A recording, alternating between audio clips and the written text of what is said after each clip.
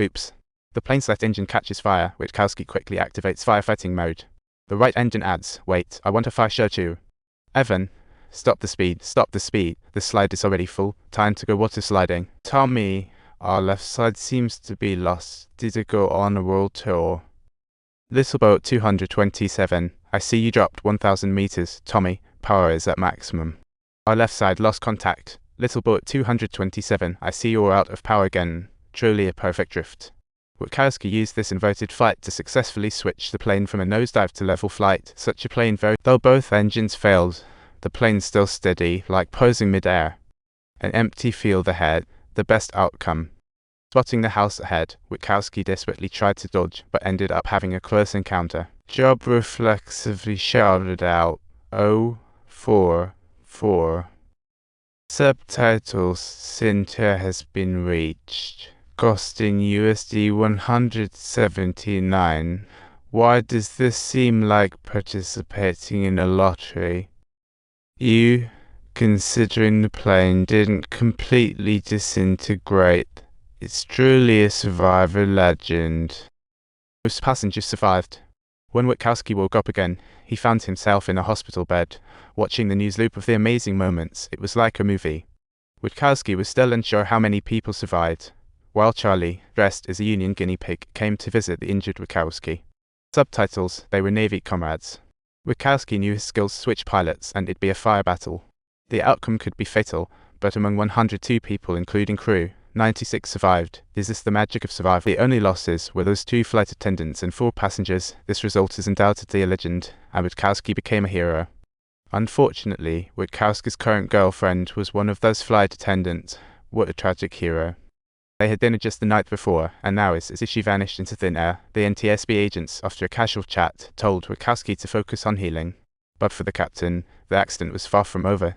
During recovery, he secretly snuck into the hallway to recharge. Coincidentally, he met Nick, a flyer enthusiast, and before leaving, Whitaker asked Nick for his address, planning to visit post-release.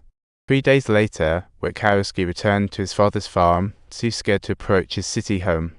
Because reporters swarmed like flies, Whitaker decided to make a change and dump all the alcohol at home, truly a farewell wave. Perhaps it was guilt deep inside, or the enlightenment from the crash. Whitaker was determined to change himself. By night, he received a message from Charlie saying they had an important big issue to discuss. Sounded like he was running for president. The next day, he entered a restaurant on crutches, Charlie and the lawyer already on standby like migratory birds. Although this accident was due to a mechanical failure during hospitalization, they held a drawing for every crew member.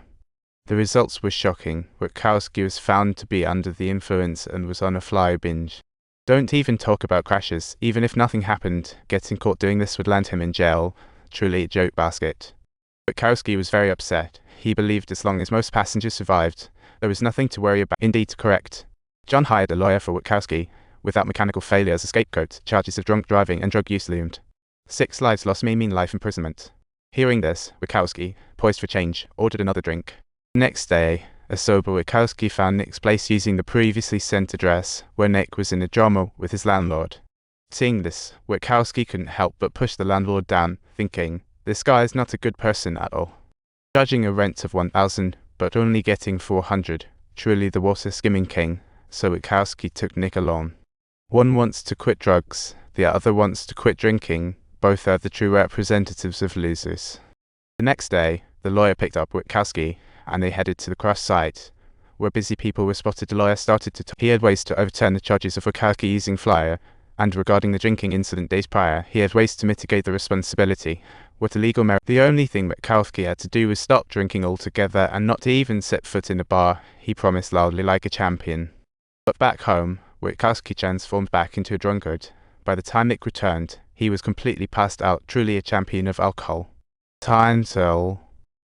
If mechanical failure, the manufacturer covers compensation, a real blame shifter.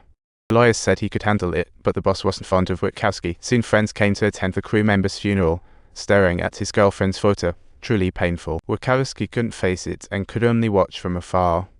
Margulies and his son came to thank him for his extraordinary maneuvering.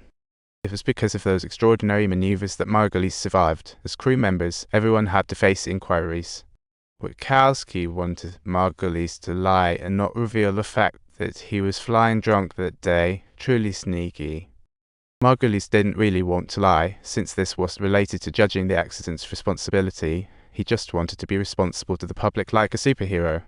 However, at Witkowski's request, Margulies agreed. He went to visit Evans, the co-pilot, in the hospital. This accident left Evans with multiple fractures, forcing him to say goodbye to his legs forever, truly a leg farewell party. Evans knew Witkowski was drunk that day and hadn't slept all night. He expected resentment, but Evans said drunk driving was God's plan. About Witkowski's state at the time, he did not say a word, and ironically, he wouldn't say anything thereafter. Returning to the farm, Witkowski was fixing the plane when he saw Nick back. It was a perfect tea party.